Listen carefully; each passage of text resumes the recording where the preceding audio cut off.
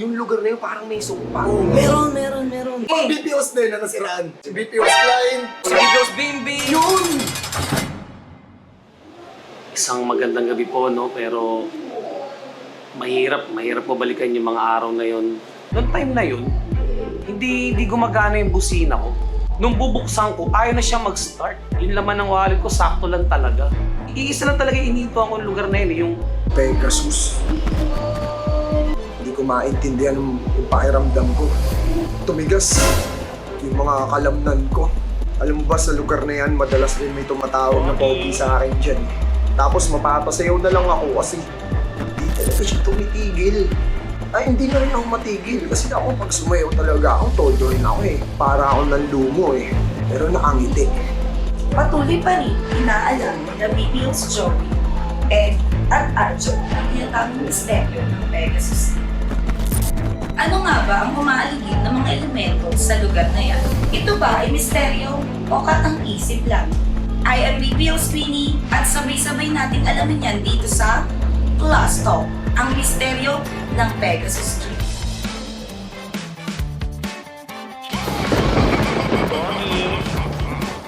Makakasama na natin ang dalawang BPOs na nadawit ang pangalan dahil di umano'y nasisiraan sa Pegasus Street, BPO's Klein and BPO's Bimbi. Bimbi. Bakit ganyan ang mga itsura ninyo? Bakit ba nadadawit kayo sa mga ganyang eksena? Wala pero ako. Okay lang ako. Ikaw, Bimbi, bakit napapasok ka sa mga ganyang eksena? parang pinabato nila kami ng pawang kasinungalingan. May tatanong lang ako sa inyo. Okay. Ilang oras kayo tumatagal kapag nasisiraan kayo? Ako, depende sa oras. Depende sa oras. Kapag kagabi, siguro mga 5 oras. Tuesday ka 5 oras. Depende rin sa kasama, syempre. Ano nararamdaman mo sa 5 oras kapag nag-i-stay ka? May panandali ang saya. May mga panahon na habang nandun ka, masaya ka. Masaya ka. So, depende sa nakakasama mo. Oo. Aba, balik naman tayo kay Klein ngayon. 3 hours. 3 hours. So, okay ka na sa 3 oras. Wow. Dami ganap. Ilan beses na ba kayong nasiraan? Bimbi, Ako isang beses na talaga. isang beses lang. Beses. Pero yung isang beses na yun, anong experience Sulit mo naman. doon? Ay, yan, sulit. Nakakatakot yun. Nakatakot na experience. Yes. So, Ikaw, Klein, ilang beses ka na nasiraan doon? Isa lang. Isa lang. thanks, G. Eto, may kilabot ba kayo naramdaman nung nasiraan kayo sa lugar na yan? May pumitik ba sa parte ng katawan ninyo? Iba experience. Ibang Iba experience. experience dyan. Grabe, iba yung tigas ng katawan ko eh. Iba yung kilabot ko eh. Ay, si Bimbi naman, syempre. Meron, kinabahan ako. Bakit? May nakita kasi ako kakilala ko eh. Hindi ko alam paano ko magtatago. Nakita nyo na ba sa personal yung tumatawag sa inyo ng pogi sa lugar na yan? Oh, may kibo. Ah. Ganyan. Bakit parang ako nakita mo?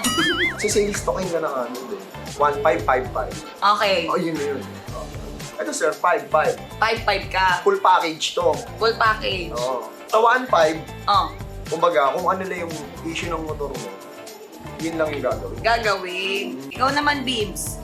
Yes, namumukhaan ko siya. Oo, ano itsura niya? Para ikaw nga eh. Dito na tayo magkakaalaman ngayon. Kasi parang niloloko nyo lang ako kanina eh. So, sisimulan natin kay BPO's Bimbi.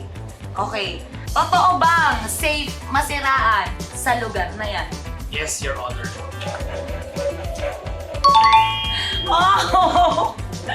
Lai! Parang lahat ng kasinungalingan nasa iyo. Ang galingan mo, huwag ka magpapatalo ah. Totoo bang may tumulong sa'yo nung nasiraan ka? Truth or lie? Truth.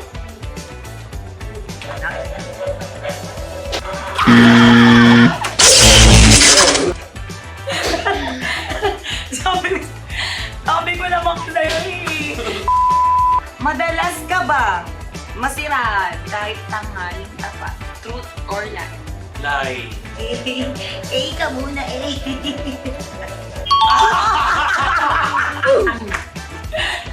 Iba kasi yung tibok ng pulso ni Bibi. Alam mo, iba rin kasi mga kasinungaling. 1.5 lang ba talaga ang binayad mo sa tumulong sa'yo? Yes, 1.5 lang. Truth! Let's go.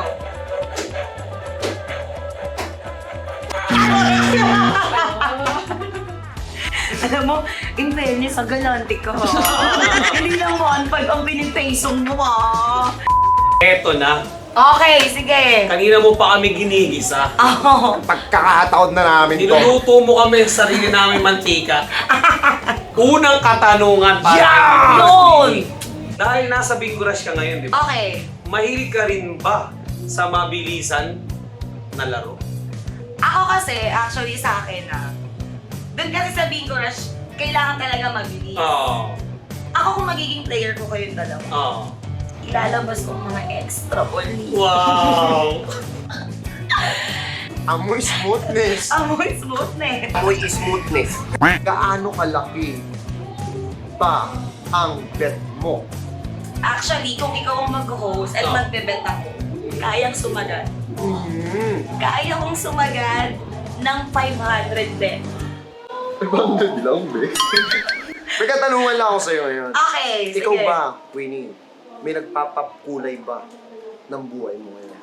Ako ngayon, parang wala Sa ganda mong yan? Oo. Ako, ina-enjoy ko lang yung buhay ko. Kailangan share your blessings to others. Tama. Oo. Hindi tayo nagmamadali sa mga ganitong bagay. Yes, tama. Tama ba? Tama. Agree ako dyan. Perfect. So that's it, guys. Thank you so much po sa pagpanood nyo ng Plus Talk. Again, my name is BPO's Queenie. At mapapanood niyo ako sa Bingo Rush. So, just in case na nabili kayo, pakipalo po Bingo Plus Studios. Abangan po kami sa mga susunod na kabanata. Dahil dito sa Bingo Plus Players, Bingo sa saya. Plus sa panalo. Bingo Plus. Thank you, guys. Hey! Makipagkulitan at makipagtsikahan muna tayo ang mga BPOs ng Pinoy Drop Ball!